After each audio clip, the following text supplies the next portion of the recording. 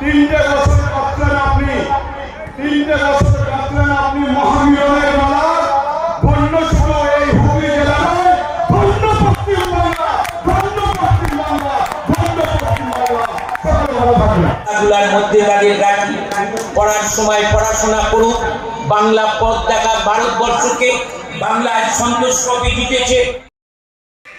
2 দিনব্যাপী বিরাট ফুটবল প্রতিযোগিতা হুগলির তারকেশ্বর থানার অন্তর্গত পিয়াসাড়া আইমা পাহাড়পুর আজাদ হিন্দ স্পোর্টিং ক্লাবের আয়োজনে আজাদ হিন্দ স্পোর্টিং ক্লাবের সম্পাদক কাজী মইদুল ইসলাম ওরফে রমজান ভাইয়ের তত্ত্বাবধানে তার একান্ত প্রচেষ্টায় এই খেলা সম্ভব। 2 দিনব্যাপী এই বিরাট প্রতিযোগিতায় উপস্থিত ছিলেন প্রথম দিনে তারকেশ্বর বিধানসভার বিধায়ক রামেন্দু সিংহ রায়, সংখ্যালঘু বুদ্ধিজীবী মঞ্চের রাজ্য সভাপতি ওয়াইজুল হক এবং আরও অন্যান্য অতিথিরা। আমরা শুনে নেব কি বলছেন আজকের এই প্রথম দিনে অনুষ্ঠানে এসে এই অতিথিরা। দেখুন বিস্তারিত। না, আমাদের বিশ্ববন্দিত যুব সমাজের কোনো ধর্মীয় নয়।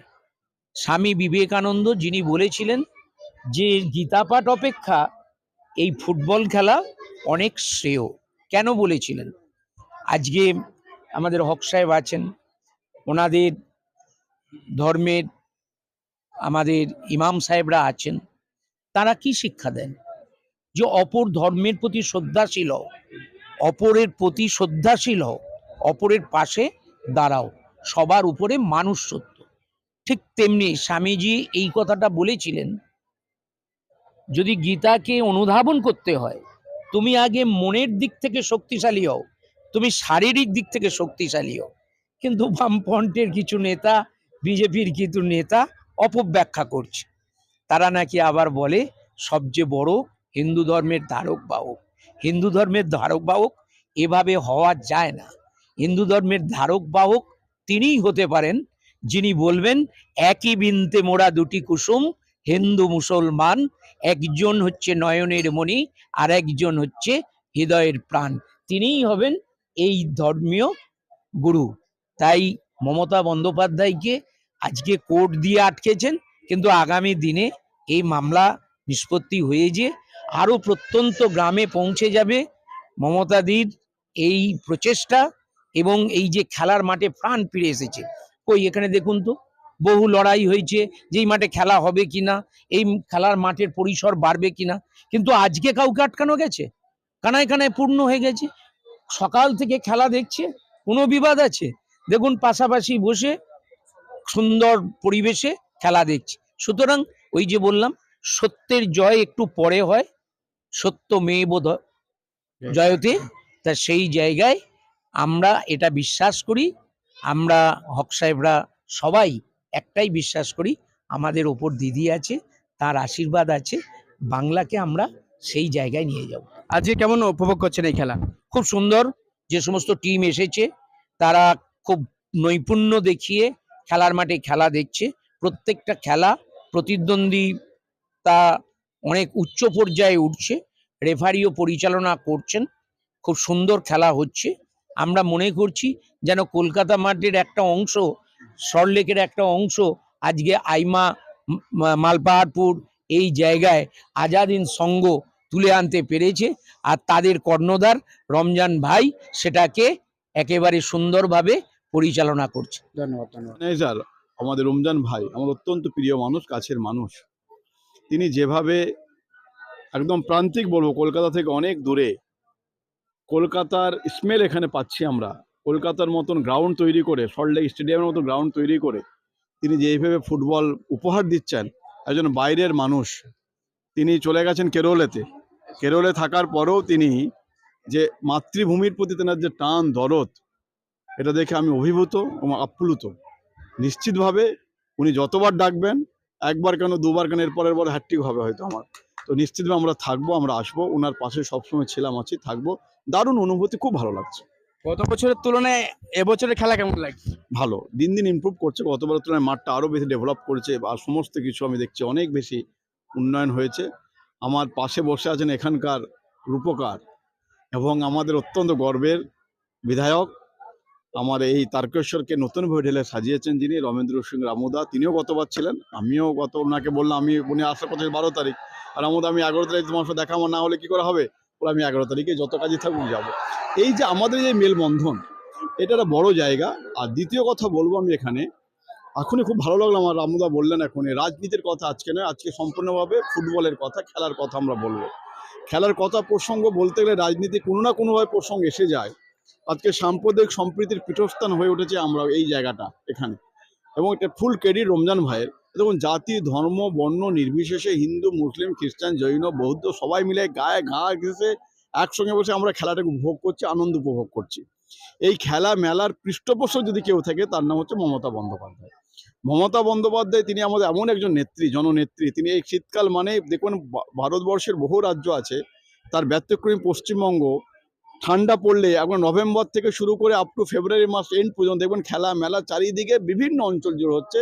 তার ক্রেডিট নিশ্চিতভাবে যদি কাউকে দিতে হয় মমতা বন্দ্যোপাধ্যায়। এবং আমি মনে করি মমতা বন্দ্যোপাধ্যায় এই খেলা মেলাকে বন্ধ করে দেওয়ার জন্য, আমরা জানি আমাদের একটা বিখ্যাত মেলা হয় বোলপুরে পৌষ মেলা, সেই মেলাকে হাইকোর্ট করে দিয়ে বন্ধ করার জন্য, এটা বিশ্বের মধ্যে এক অন্যতম নজির পৌষ মেলা, সেটাকে বন্ধ করার চক্রান্ত করে মামলা হয়েছে। তো আমি তাদেরকে, যারাই এই বাংলাটাকে কলুষিত করার চেষ্টা করছে, খেলাটাকে বন্ধ করার চেষ্টা করছে, বাংলার ঐতিহ্য গরিমাকে নষ্ট করছে, কালকে আপনাদের এই চ্যানেলের মাধ্যমে তাদেরকে ধিক্কার জানাচ্ছি। এবং নিশ্চিতভাবে তারা, আপনার যত এই মমতা বন্দ্যোপাধ্যায়ের বাংলাকে কলুষিত করতে যাবেন, ততটা বাংলার মানুষ আপনাদেরকে ঘরে ঢুকিয়ে দেবে। এবং আমি এই বলেই শেষ করবো আপনাকে, রমজান ভাইয়ের আল্লাহ পাক হায়াত দারাজ করুক। তিনি যেভাবে এই অঞ্চলকে, এই তারকেশ্বর অঞ্চলে, পিয়াসাড়া অঞ্চলে, আমরা আইমা পাহাড়পুরকে যেভাবে উনি এগিয়ে নিয়ে যাচ্ছেন, যেভাবে এখানকার মানুষকে ভালোবাসছেন, তাতে নিশ্চিতভাবে ওনাকে আমরা আন্তরিকভাবে সরকারের একজন প্রতিনিধি হিসাবে আমি ওনাকে ধন্যবাদ জানাচ্ছি, কৃতজ্ঞতা জানাচ্ছি যে উনি এইভাবে করে যান। ওনার পাশে আমি, রামুদা, আমরা ফুল টিম ওনার সঙ্গে থাকি। একদমই। আরেকটা কথা বলবো যে এই আইমা পাহাড়পুর বা পিয়াসার এখানে বহু চক্রান্ত, বহু লড়াইয়ের পর আবারও সেই স্বমহিমায় সেই খেলা চলছে, কি বলবেন? নিশ্চিতভাবে দেখুন, ভালো কাজ করলে আমি মনে করি যে ফেরেশতা গায়েবী মদত করে। আমি দেখি আমাদের হুজুর, আমাদের রাসূল সাল্লাল্লাহু আলাইহি সাল্লাম, তিনার ওপর, যিনি আল্লাহর সঙ্গে ডাইরেক্ট কথা বলতে পারতেন, তিনার ওপর কি অত্যাচার হয়েছিল, তেনাকে রক্তাক্ত হতে হয়েছিল, কিন্তু তিনি তেনার জায়গা থেকে সরে যাননি কোনোভাবেই। তো স্বাভাবিকভাবে ভালো কাজ করতে গেলে কিছু মানুষ আছে সেটাকে নষ্ট করার চক্রান্ত করে চেষ্টা করে। আপনি দেখবেন আমরা ভালোবাসি সবাই ইলিশ মাছ খেতে যাবেন, কাঁটা আপনার হাতে লাগবে। গোলাপ ফুল, এত সুন্দর ফুল তুলবেন, কাঁটা হাতে লাগবে, যদি গোলাপ ফুল বাগান থেকে তুলতে যান আপনি। তো স্বাভাবিকভাবে ভালো কাজ করতে গেলে এরকম বাধা বিঘ্ন আসবেই। কিন্তু আবার বলছি, ভালোর সঙ্গে উপরওয়ালা থাকে, মানুষ থাকে, গায়েবী মদত হবে। হাজার কুৎসা করেও যেমন আমাদের নেত্রী মমতা বন্দ্যোপাধ্যায়কে আটকানো যায়নি, এখানকার হাজার কুৎসা করেও রমজান সাহেবকে আটকাতে পারবে। ধন্যবাদ। আমরা সরাসরি যাব যে আজাদ হিন্দ ক্লাবের যিনি সম্পাদক এবং খেলার কর্ণধার রমজান ভাইয়ের কাছে। প্রথমেই নির্ভীক কণ্ঠতে আপনাকে স্বাগত জানাবো। আসসালামু আলাইকুম। আপনার এই যে এত বড় মাপের একটা খেলা অর্গানাইজ করছেন এবং এত দর্শক, কেমন লাগছে সর্বপ্রথম? এই দৃশ্য যেটা লাগছে, এটা আমার বহুদিনের স্বপ্ন ছিল। এই মাঠটাকে ঠিক করার পর যে সমস্ত আশেপাশে যে কাজ করার জন্য বহুত বাধা বিঘ্ন এসেছে, বহুত পলিটিক্যাল ঝামেলা তো জড়িয়ে দিয়েছিল, সব কিছুকেও বাধাকে উপক্রম করে ফের আমি সাকসেস, উপরওয়ালা আমাকে সাকসেস করেছে ইনশাল্লাহ। তো আগামী দিন আরও এটা সাকসেস থাকবে। আগামী দিন এর আরও ভালোভাবে পরিকল্পনা করব, যাতে আরও অসুবিধা না হয়, যাতে এর আগের বছরে যেটা ছিল তার থেকে এখন উন্নত। তো এই উন্নতির জন্য এখানে আমার চাচাতো ভাই সৈয়দ রেজাউর রহমান, যে একটা ভাই, ওনার সহযোগিতা হাত বাড়িয়েছেন। তারপরে পিন্টু ঘোষ ছাউনাপুরে, উনি আমার সাথে সহজে হাত বাড়িয়েছেন। আমার যে কেরালা যে স্টাফ আছে 220 জন, তারা সহযোগিতা, সবাই খুশির সাথে মিনহাজুল আর খন্দকার মিনহাজুল আর কাজী মামরুল সাবির, এই দায়িত্ব তাদেরকে সহযোগিতা করে হাত বেড়ে তারা এখানে সহযোগিতা করেছে। কেরলে সিরিন গোল্ড যেটা আছে, সেখান থেকেও স্টাফরা সেখান থেকে সহযোগিতা করেছে, ব্যাঙ্গালোর। তো এটা আগামী দিন আরো উন্নতির দিকেই থাকবে, এটা পিছনে আসবে না। একদমই। আমরা দেখলাম খেলা তো উন্নতি হচ্ছে, কারণ আমরা গত বছর যেটা দেখেছিলাম এবছর কিন্তু তার চেয়েও অনেকটা ডেভেলপমেন্ট অনেকটা বেশি আয়োজন, অনেক বেশি অতিথি, অনেক বেশি দর্শক, সব মিলিয়ে আজকের খেলা আপনি নিজে কেমন উপভোগ করছেন? আজকে খুব আনন্দ লাগছে। কিছু এখানকার লোক ভেবেছিল যে আর হবে না, কিন্তু সে স্বপ্ন তাদের চুর। তোর উপরওয়ালা যখন সাকসেস যখন কাউকে করাবে, সেখানে মানুষ একত্রিত হলেও কিছু করতে পারবে না। এটা সম্পূর্ণ হাত উপরওয়ালার। যে কোনো বিষয় যে কাজ করতে গেলে পারে যেটা বাধা বিঘ্ন হয়, সেটা কতটা হবে, আবার যদি না হয় সেটাও উপরওয়ালা ভালোর জন্য কিছু হয়তো ভাববেন। আর যেটা সাকসেস যাবার হবার, সেটা সাকসেস তো হবেই। তো আগামী দিনটা আরো ভালোভাবে হবে, যেহেতু এখানে এমএলএ সাহেব আমাদের এসেছিলেন, সংখ্যালঘুর তরফ থেকে অইজুল হক সাহেব এখানে এসেছিলেন, এসে কিছু ওনারাও দেখে খুবই আনন্দ উপভোগ করেছেন, যে খুশি হয়েছেন যে যে আমরা সত্যিকারই কলকাতার স্টেডিয়ামে দেখছি খেলা। তা আগামী দিন এটা আরো উন্নতি হবে। একদমই আমরা দেখলাম, অনেকে এসে বললেন, অধ্যাপক ওয়াইজুল হক সাহেব বললেন যে সল্টলেকের যে যুব ভারতী স্টেডিয়াম আছে সেখানের ছায়া কিছুটা হলেও আমরা এখানে দেখতে পাচ্ছি, এবং পরবর্তী বছর এর চেয়েও নিশ্চয়ই বেটার পরিকল্পনা থাকবে। এখানে একটা কথা আমার মিস হয়েছে, যেমন যারা অর্থের সাথে হাত বাড়িয়েছে আরো এখানকার আছেন, অনেকেই আছেন, আমি দু একটা খালি নাম বললাম, সহযোগিতা হাত অনেকজন এখন এটার জন্য খুশির সাথে সবাই আগে বাড়ছে। আগামীকাল নেক্সট ডে, মানে একদম ফাইনাল, চূড়ান্ত পর্যায়ে ফাইনাল খেলা, এবং বিশিষ্ট অতিথি আগামীকালের কে থাকছে যদি একটু দর্শকদেরকে বলেন। অসীম রয় আসছে। জি। পরিচয় বিচারপতি, উনি বিচারপতি, উনি খুশি করে আগ্রহী আসছেন, তো কিছু জিনিস দেখার জন্য আসছেন উনি। এখানকার বহুত বিতর্ক মামলা, সেটাকেও তিনি দেখবেন আগামী দিন। অবশ্যই আমরা কথা বলছি এই মুহূর্তে আইমা পাহাড়পুর পিয়ারসরায় যে জনপ্রিয় ফুটবল খেলা জনপ্রিয় হয়ে উঠেছে, সেই খেলার কর্ণধার কাজী মহিদুল ইসলাম সাথে ওনাকে শেষ যে প্রশ্ন করব যে আজকে এবং আগামীকাল যে খেলা হবে, খেলার বাইরেও কিন্তু একটি অনুষ্ঠান ছিল, সেই গত পরশুদিন যে অনুষ্ঠানটা ছিল, তো মাদ্রাসার সেই সম্পর্কে দু একটি কথা জানবো। কি প্রোগ্রাম করলেন মাদ্রাসা?